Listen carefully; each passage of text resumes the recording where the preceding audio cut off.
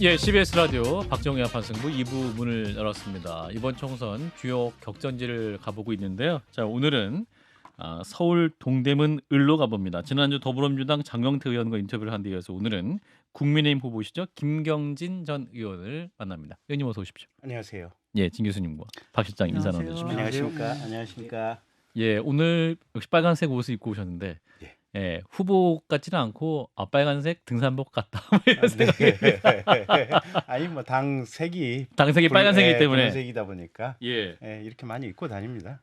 오늘도 이제 동대문 주민들 네. 많이 만나고 오신 거죠? 예, 아침에 이제 전철역에서 인사 쭉 했고요. 예. 그다음에 요새 이제 초등학교 입학식을 한 지 얼마 안 됐지 않습니까? 그렇군요. 그래서 1학년이나 2학년 학부모님들 같은 경우는 아침에 데리고 갔다가 12시 반이나 1시쯤 끝나는 시간에 또 데리러 오셔요, 어머님들이. 그래서 아침 한 8시 4, 50분경에는 이제 초등학교 앞에서 학부모님들 예. 좀 인사 좀 하고요. 예. 그다음에 노인대학 이제 인사드리고 교회에서 또 이제 무료 배식 이제 이렇게 식사 제공하는 데 있거든요. 갑자기 또 믿음이 좋아지시고. 예. 거기서 아니 이제 목사님께서 목사님께서 예. 워낙 잘하시는데 이제 거기 가서 이제 저는 그 목사님의 덕에 이제 약간 이렇게 편승을 하는 거죠, 뭐. 그래서 배식 봉사 좀 하는 거고요. 예. 뭐 언론사 인터뷰도 하나 했고 그다음에 난타 공연하시는 분들 만나서 이런저런 얘기도 좀 거기 난타 공연장이 있나요?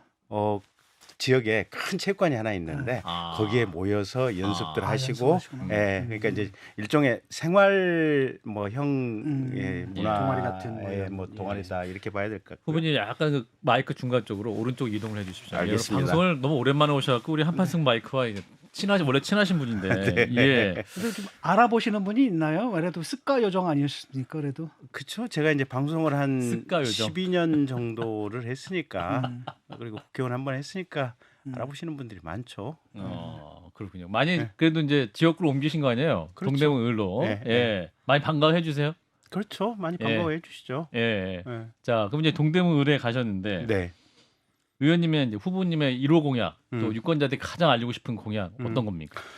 이게 동대문이 사실은 대한민국에서 가장 최고로 인구 문제에 관해서는 상태가 좋은 지역구입니다. 상태가 좋다는 거? 상황이 좋아요. 그래요? 출산율 그러니까 비율도 요게 세대별로도 30대, 40대, 50대, 60대가 한 3만 만 몇천 명씩으로 인구 구성이 매우 균등하게 저희 지역구가 잘 돼 있고요. 예.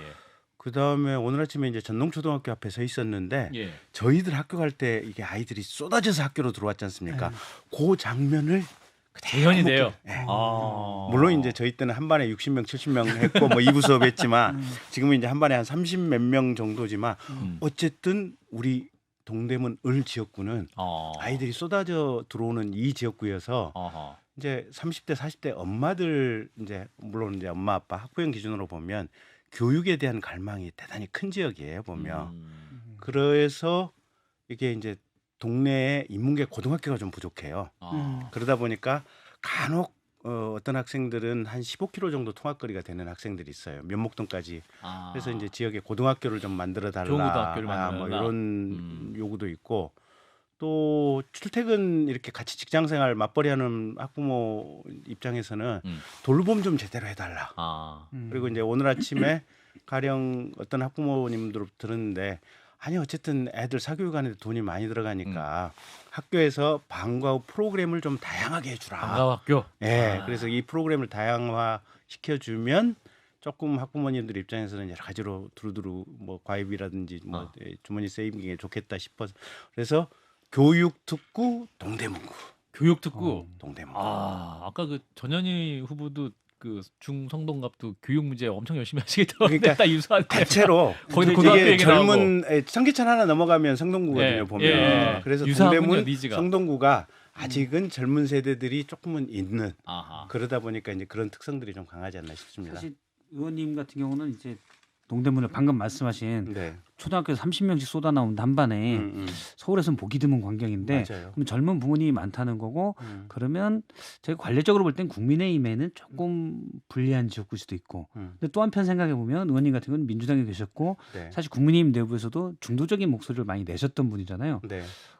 그러면 어때요? 지지층이 근데 어떻게 보면 아마 찐윤 이쪽보다는 좀 더 중도적 목소리인데 이제 그래서 사실은 여론조사 저기 펜앤마이크에서 한 걸 한번 저도 이제 그 이제 숫자는 말씀하시면 안 됩니다. 네, 안 하겠습니다. 여론조사 수치를 봤는데 확실히 저희는 그 지역에서 생활하시거나 또는 60대 이상 분들한테 지지가 많고 반면에 3, 40대 또 출퇴근하시는 직장인들한테는 확실히 좀 지지가 적어요 보면. 거기는 민주당이 좀 앞서는 느낌이 그러면 있고. 이제 박성태 실장님이? 실장님께서 말씀하신 부분을 가지고 본다면 그 두 가지 중에서 어쨌든 3, 40대 세대가 민주당 지지 성향이 강하다라고 하는 쪽이 좀 더 세게 작동을 하는 것 같아요.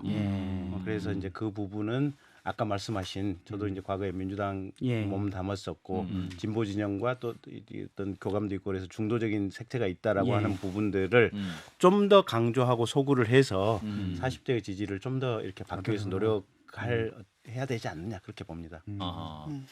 근데 의원님 지금 살 많이 빠지신 것 같은데요? 조금 빠졌습니다.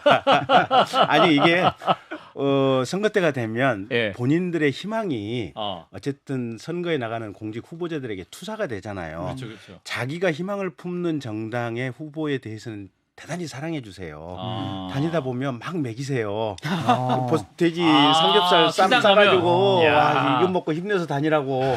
그러면 이게 제 이 구강 구조에 적합하게 싸주시면 좋은데 너무 많이 싸주시면 이게 먹방하는 것도 아니고 가끔가다 힘들 때가 있어요. 의원님 잘 드실 것 같아요.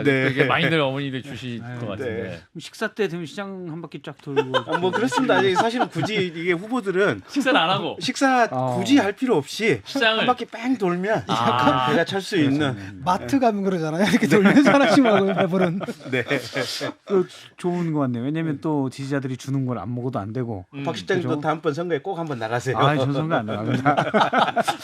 이때 은근히 유도하고 있어요. 이 다음 방송에 먹방이 있어가지고 거기서 식사를 대신하곤 합니다. 네.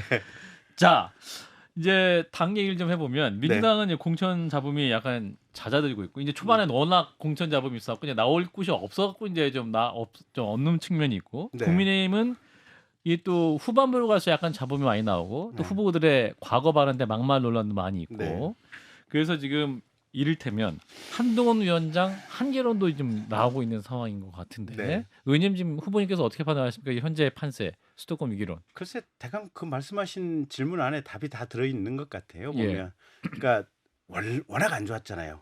김기현 대표 체제 할 때 그러다가 한동훈 비대위원장이 들어왔고 그때부터 30대 40대들이 당에 대해서 관심을 가지기 시작했던 것 같고 그러면서 전체적으로 수도권이 많이 좋아졌던 것 같아요. 근데 가다가 지금 어느 정도 이게 멈춰져 있는 것이 아닌가라는 지금 느낌이고요.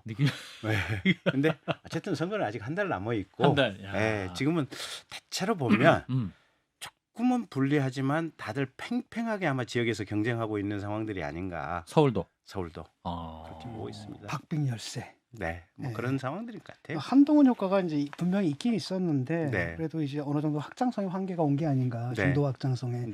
왜냐면 한동훈 비대위의 활동에 대해서 그다음 비대위원들의 발언을 들어본 지가 꽤 오래됐거든요.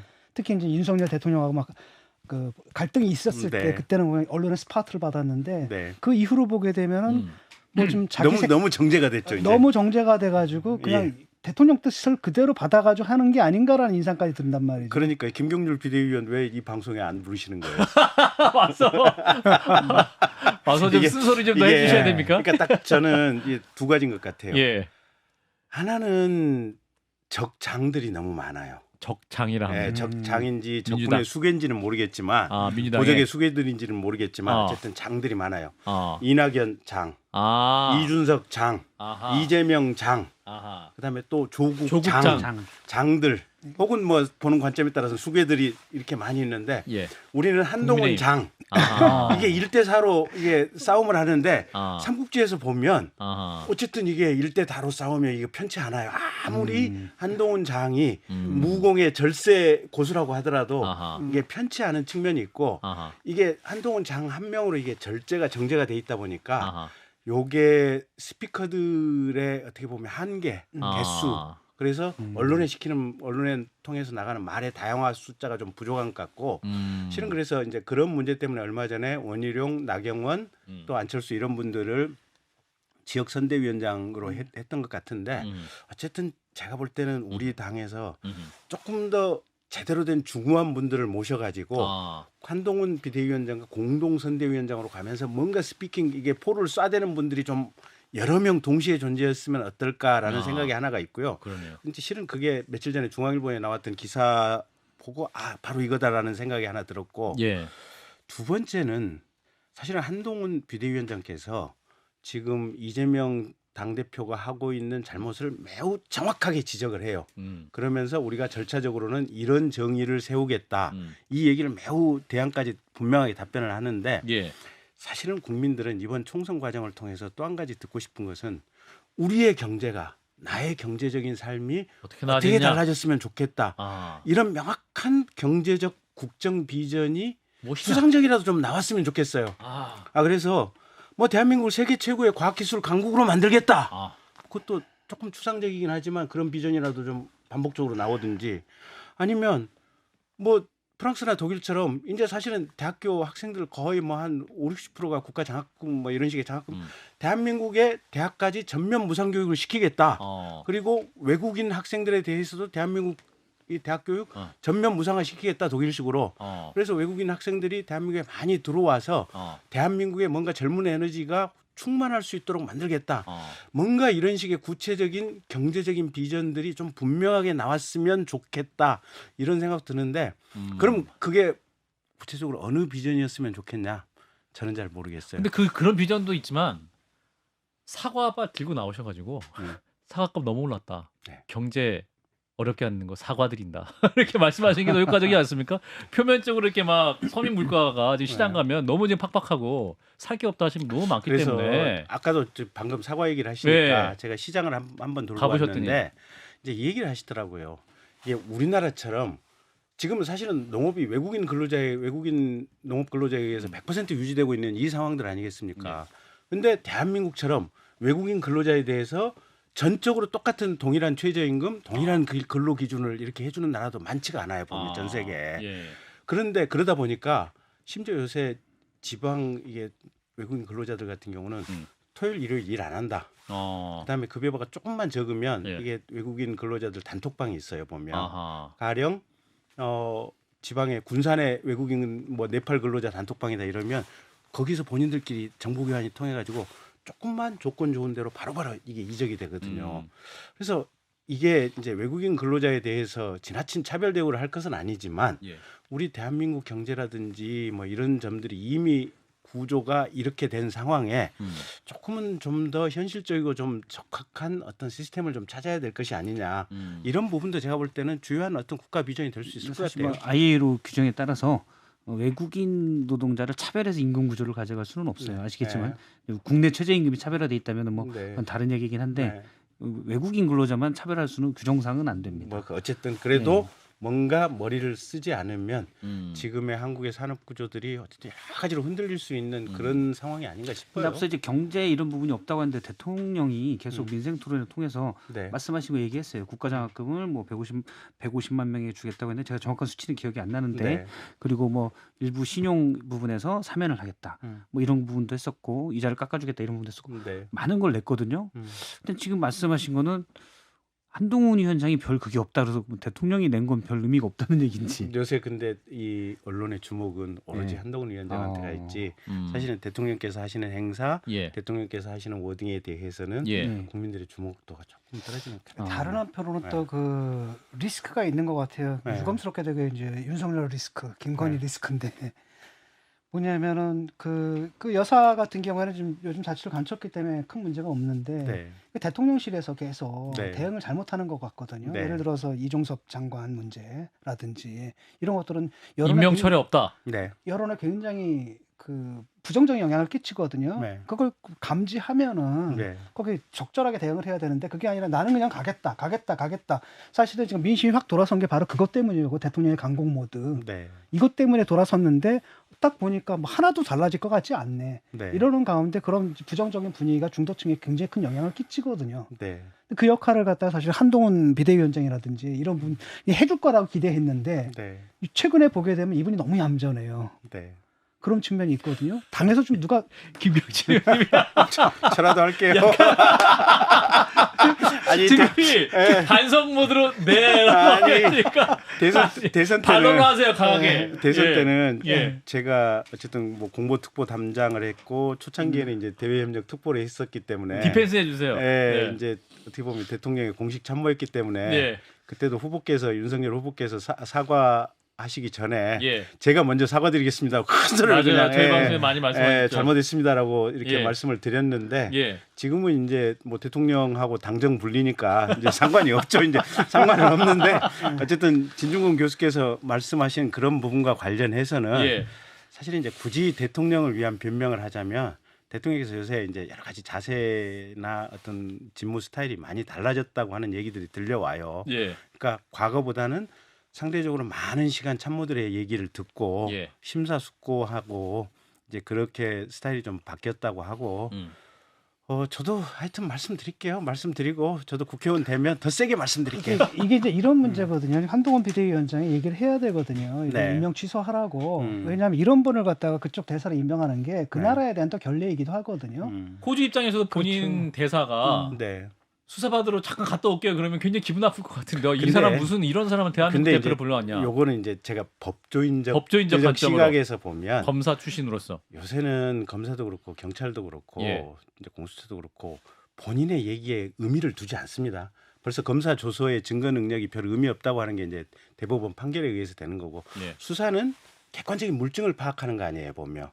그래서 본인 조사가 그렇게 본질도 아니고요. 그다음에 이제 또 한 가지는 대사가 보통 한 주요국 대사들은 공관장 회의 1년에 한 5번씩 들어와요. 장관한테 이런저런 보고하기 위해서 대면 보고하기 위해서. 그러면 그때 받아라. 그때 조사 그리고 총리께서 얘기를 하셨지 않습니까? 대사가 국가기관에 의한 소환 요청이 있을 경우에 보증했다. 안 들어올 거라고 하는 것은 상상할 수가 없는 일이다. 이제 그런 부분이 있는데 어쨌든 아까 진 교수께서 말씀하신 부분은 그 부분을 가지고 문제 삼는 관점에 대해서는 그렇게 생각할 수도 충분히 있고 그래서 그런 부분은 이제 저희들이 좀 더 심사숙고해서 이렇게 정무적 판단을 해야 되거든요. 만약에 그분을 임명하면 당장 나올 소리가 뭐야? 도망간다라는 얘기가 나올 거라는 거죠. 도피시킨다라는 얘기가 나올 거라는 거를 예상을 못했다는 것도 좀 문제라고 보거든요. 저도 막 묻고 싶은데 그만 물으세요. 진 교수님이 막 말씀하실 때 김경진 의원님 표정이 아유 내가 하고 싶은 말을 진 교수님이 다 하시구나 이런 표정으로 쳐다보고 계셔서 아닙니다. 제가 뭐 더 묻기가 그래요. 그냥 물어주세요. 언론인의 사명을 다해 주세요. 그럴까요? 근데 정말 바로 오실까요? 저기 총리가 얘기한 것처럼 바로 오세요. 그건 바로 올 텐데. 바로 와요. 바로 올 수밖에 없어요. 이거는 이게 공직자니까 이게 출석 불응한다는 것 자체가 어마어마한 하자가 되고 바로 올 수밖에 없는 구조인데 아까 이제 진 교수께서 말씀하신 대로 왜 그런 상황을 굳이 예측을 못했느냐 이렇게 물어보시면 제가 볼 때는 서울 지역구 한강에서 약 10km 정도 떨어진 지역구에 있는 모든 국민의힘 후보들의 지금 고민이 왜 지금 보내가지고 이렇게 선거를 어렵게 하느냐. 그만하세요. 이런 정무적 판단이 안 되는 게 문제인 것 같고. 그만하세요. 지금 후보들 사이에 막 다양한 추론들이 있을 것 같아요. 대체 왜 보냈대? 뭐 추론하지 마세요. 알겠습니다. 또 한편으로는 또 그런 주제인데. 도태우, 조수연, 장해찬 후보. 그 막말들 하지 않았습니까? 과거 발언 문제. 5.18 발언 이건 사실 용서하기 힘든 발언인데. 광주에 쓰셨지 않습니까? 사과 한번 하는 걸로 그냥 퉁치고 넘어가고 말이죠. 그게 이제 모르겠어요. 오늘 일부 언론을 보니까 이제 사실은 전두환 씨 같은 경우는 사형 판결을 받았지 않습니까? 법정에서 5.18 또 이게 군사 반란죄로. 근데 전두환에 대해서 칭송하는 발언까지 했다고 일부 언론에 나온 게 봤는데 과거에 만약에 그게 사실이라면 사실은 도태우 후보 문제에 대해서 심도 깊은 고민이 좀 더 필요하지 않나 싶어요. 필요하다. 저는 이제 5.18 발언 딱 거기까지만 가지고 봤을 때는 5년 전의 얘기고 누차 사과의 얘기를 반복해서 했고 또 며칠 전에 대구메일 신문을 봤더니 대구메일이 거기가 카톨릭 개통에서 이제 재단에서 운영하는 언론사거든요. 근데 그쯤 반성했으면 용서해 줄 수 있는 것이 아니냐. 그리고 지역구 주민의 심판에 맡겨보는 것이 어떠냐. 그게 대구메일 사설에 올랐더라고요. 그래서 저도 그건 그럴 수 있겠다라고 생각을 했었는데 오늘 전두환 발언 또 언론에 난 걸 보니까 아이고 참 이게 보통 일이 아니다 이게 싶어요. 선거는 총선은 전국에서 다 치르는 거거든요. 대구에서만 치르는 게 아니라. 그러니까요. 그다음에 그것이 좀 영향력이 있는데 문제는 뭐냐면 지역의 그런 강성 여론이 문제거든요. 저는 네. 거기에 지금 국힘이 갇혀 있다는 게 좀 문제인 것 같고 네. 지금 뭐 전두환 찬양까지 했다라고 한다면 이건 뭐 그냥 아웃시켜야 되는 거고. 그러니까 뭐냐면 하나 막으면 다 막는다고 생각하는데 언론은 그렇지 않거든요. 한꺼번에 다 안 꺼내요. 자, 하나는 꺼내고 그다음 또 꺼내고 또 꺼내고 그러니까 빨리 자르는 게 나은데. 내일 한동훈 위원장이 광주 전남을 간다고 하는데 네. 메시지 굉장히 고민 많으실 것 같은데요. 가서 한동훈 뭐라고 위원장. 얘기할 겁니까? 글쎄요. 이제 한동훈 위원장님의 판단과 역량을 봐야죠. 음. 잘하실 거라고 저는. 근데 광주 가는 일정이나 이렇게 보면 내일쯤 공천 취소하는 게 맞지 않나 여러 가지로 봤을 때 그런 생각도 좀 드네요. 도태우 변호사 말씀하신 대로 광주에서 나고 잘하셨잖아요. 네. 그래서 그 특히 5.18 민주화 운동의 폄훼에 대해서는 김경진 의원님께서 느끼신 게 좀 더 클 것 같기도 하고 네. 뭐 예. 모든 국민이 느끼겠지만 자, 4분 남았는데요. 네. 자, 우리 김경진 후보님께 이제 민주당 얘기를 할 수 있는 기회를 드리겠습니다. 네. 정봉주 전 의원, 네. 이분도 지금 또 과거 발언 문제 때문에 네. 지금 이제 민주당 안에서 심각하게 보고 공천 네. 문제를 숙고하고 있는 이런 상황인 것 같습니다. 네. 의원님은 어떻게 판단하십니까? 정봉주 형님이랑 친해요.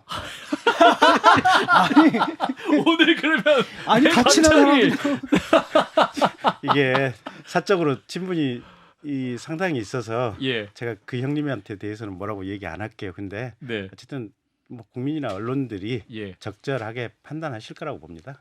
네. 공사 구별을 좀 공사 하셔야지. 구별을 해. 김경진 의원님이 역시 인간적이다니까. 예, 그러면 인간적으로 별로 관계가 없어 보이는 네. 조국혁신단 얘기를 좀 해보겠습니다. 거기는 좀 할 얘기가 많아요. 예. 인간적으로도 안 친하거니와. 안 친해요. 예. 지금은 이제 지민비조, 그러니까 지역구는 민주당, 네. 비례대표는 조국혁신당으로 하는 그런 전략이 지금 뭐 네. 여러 가지 야당 측에서 많이 나오고 있는데 네. 어떻게 보십니까? 조국혁신당이 여러 가지 지금 정책을 내놓고 있습니다. 한동훈 특검법 얘기하고 있고 검찰 독재 정권 조기 종식 얘기하고 있습니다. 그러니까 한마디로 혹세무민을 조국 씨가 계속해서 하는 거죠. 혹세무민이라고. 혹세무민 검찰 무슨 독재? 예. 아니 검수완박 아닙니까? 음. 검찰에 요새 무슨 권한이 있나요? 거기다가 음. 경찰이 자율 수사하지 않습니까? 예. 그리고 또 한 가지는 가령 검사들이 보충적 예외적으로 수사를 한다고 하더라도 법관에 의해서 압수수색영장, 체포영장 다 법관에 의한 통제를 받잖아요. 예. 요새는 오히려 판사들이 울산시장 사건 같은 경우를 가지고 보더라도 재판 1심을 6년씩이나 질질 끌잖아요. 조국 1심에서 실형 2년, 항소심이 실형 2년 하지만 법정 구속도 안 시키잖아요. 벌써 이게 몇 년째 재판입니까? 그러니까 이게 아니 그리고 또 뭐 검사 출신들 저 같은 사람 저 지역구 주민의 승인을 받으려고 지역구 주민의 한 표 한 표 지지를 받기 위해서 아하.